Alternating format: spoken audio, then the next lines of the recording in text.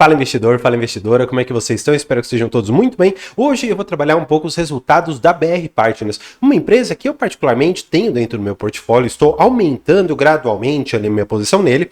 Na verdade, apenas um pequeno parênteses aqui.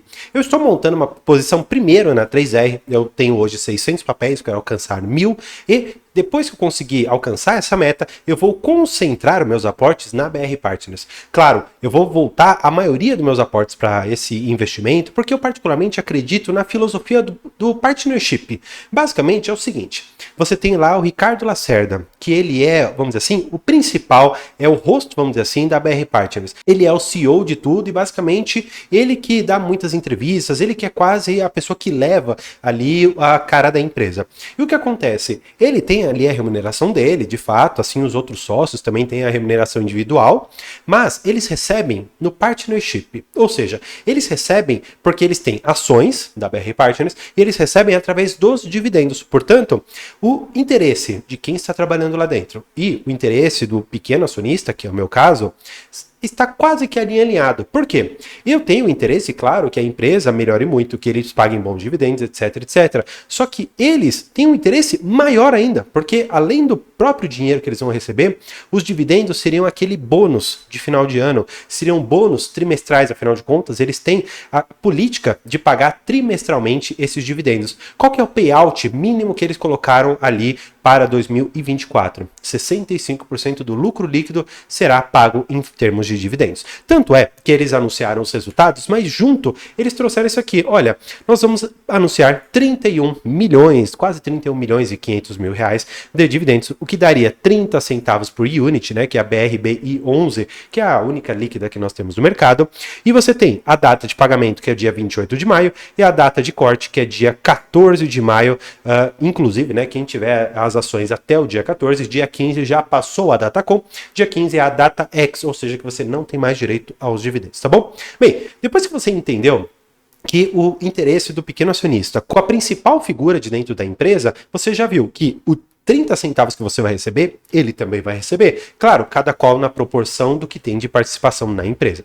Feitas essas considerações, nós vamos aqui para os resultados, tá bom? E aqui é muito importante de você dar uma olhada nos destaques financeiros, porque aqui está o coração e muitas coisas eu vou te falar, porque eu já li tantos resultados, já ouvi tanta entrevista, já ouvi tanto ali do encontro, né, que nós temos mensalmente praticamente, ou trimestralmente que nós temos ali com a empresa, para que eles falem, olha, o resultado foi esse, o que a gente quer fazer aquilo, o que a gente quer fazer aquilo outro, e assim eles foram evoluindo. Já ouvi muito sobre a empresa. E aí eu quero trazer os principais destaques do primeiro trimestre de 2024. Bem, a receita, no geral, eu sempre gosto que a empresa faça isso aqui. Por regulamento, eles têm que mostrar o primeiro trimestre de 2023. Mas eu gosto quando eles colocam o último trimestre em relação ao que eles estão reportando, porque a gente consegue ver evoluções ou involuções em relação a um trimestre ou outro, porque algumas empresas têm sazonalidade, outras não. E olha só que interessante. Em relação ao primeiro trimestre de 23 com o de 24, a receita total cresceu 35%. Em relação ao quarto trimestre de 23, 10%, ou seja, olha o tamanho do crescimento dessa empresa. E eu daqui a pouco vou bater um pouco na questão dos indicadores, só para a gente dar uma pincelada nisso daqui, porque eu acho que muitas pessoas olham ali e falam, poxa, o indicador está esticado, aquilo está esticado, mas calma, tem muita coisa que a gente precisa conversar nesse vídeo. Receita com clientes também mostrou uma evolução razoável aqui no primeiro trimestre de 23, mas uma involução, ou seja, uma regressão de 2,4% no quarto trimestre de 2023.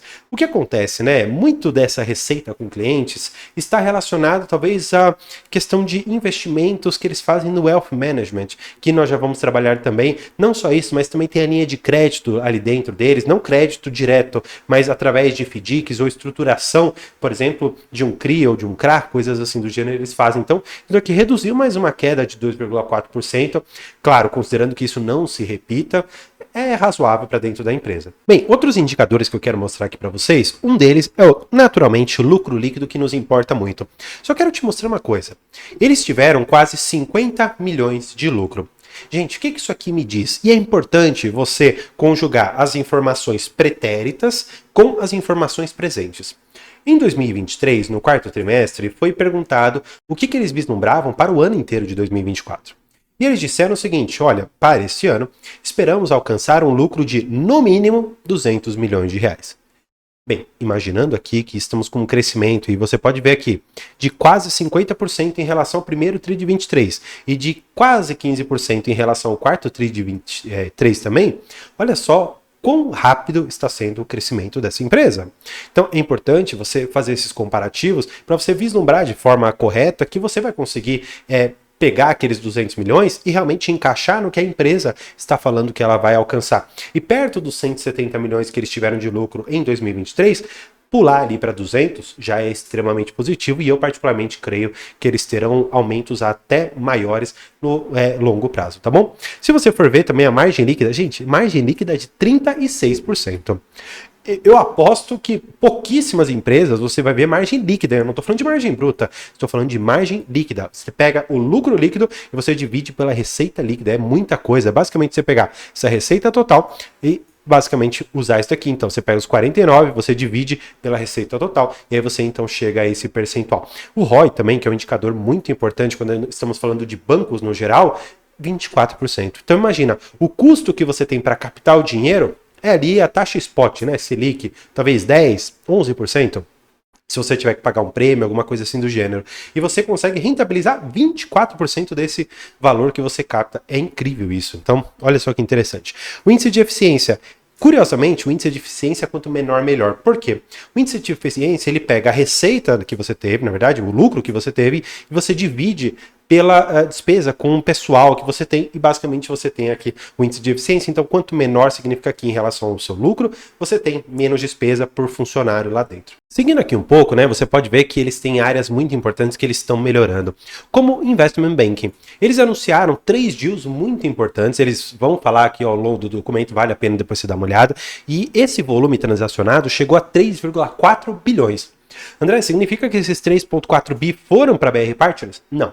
A BR Partners ela faz uma intermediação entre, por exemplo, uma pessoa que quer comprar e uma empresa que quer vender. E aí ele faz essa transação.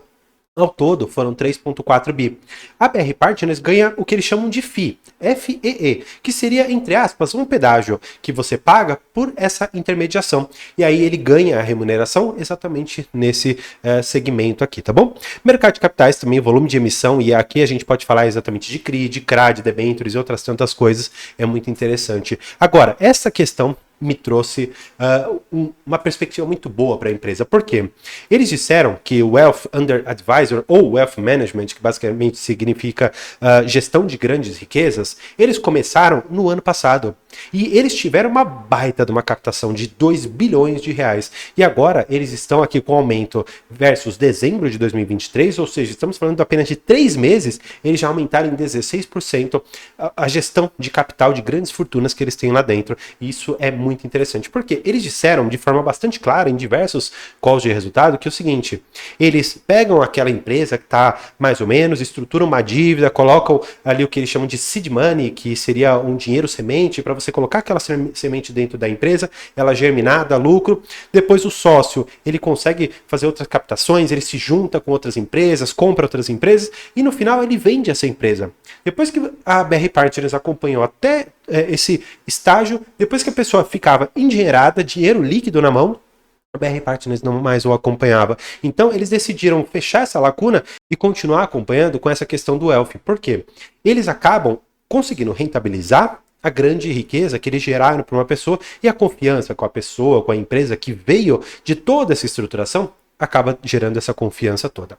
O que eu gostei também? Que eles trouxeram aqui novos sócios. Eles deram uma cara de seniorização, ou seja, eles trouxeram pessoas mais velhas, mais experientes, mais rodadas de mercado, para que a empresa ela tivesse exatamente aqui essa cara, uma cara de pessoas com experiência e que gerem, no final das contas, uma confiança para aquela pessoa que vai investir grandes fortunas lá dentro, até mesmo fortunas da família. Isso é muito importante, tá bom? E aí eles colocam, ó, senioridade do partnership, isso é muito importante pra gente, tá bom? Bem, dando uma última pincelada aqui, eu acho interessante a gente sempre bater no lucro líquido. Olha só como ele vem crescendo gradativamente, gente. Ó, se você for pegar no primeiro trimestre de 23, 33 milhões. No quarto, 43. Agora já pulamos para quase 50 milhões. Gente, o que será que vai acontecer até o final do ano? Será que a gente vai passar dos 200 milhões? Bem, eu particularmente acredito que sim, tá bom? Bem, você pode ver aqui um pouco dos colaboradores, um pouco do mercado de capitais. Aqui ele vai abrir um pouco de cada um dos segmentos. Não interessa tanto a gente passar um por um, porque eu queria passar o panorama aqui da empresa, do que aconteceu de um trimestre para o outro, de um ano para o outro e qual é a visão. E agora, eu quero até mostrar para vocês aqui no Status Invest, que é uma ferramenta que eu particularmente uso bastante, para a gente passar por alguns indicadores e até falar um pouco de preço, né? As pessoas me perguntam, André, será que perto desses quase R$17 que a empresa chegou, nos 14 ela tá barata? Olha, barata, eu acho que até nos 17 ela estava. Por quê? Eu consigo vislumbrar um crescimento muito rápido na sua lucratividade.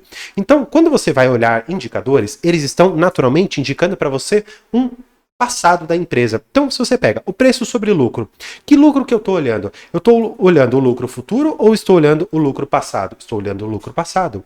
Se eu fiz uma conta, por exemplo, com os 33 milhões que deu lá no primeiro trimestre, ao passo que hoje eu já estou dando 50 milhões, será que esse indicador ele não está defasado? Será que esse indicador realmente mostra a realidade da empresa? Eu particularmente acredito que não. Por quê? Vamos supor o seguinte, que a empresa ela consiga dar aqueles 200 milhões de lucro, tá bom? Eu vou até tentar fazer essa conta aqui rapidinho com vocês, tá bom? Número de papéis, 314 milhões. Então vamos lá.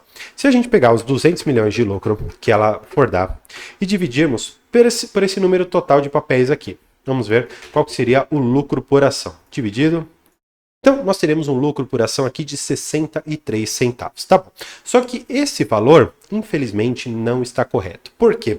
Porque eu estou falando das units. Então, eu tenho que multiplicar esse valor por 3, porque eu tenho 3 ações aqui dentro. Uma BRBI 3 e 2 BRBI 4, que seria uma ação ordinária, e 2 preferenciais. Então, eu tenho um lucro no total de 1,90. Maravilha, essa daqui é a ideia.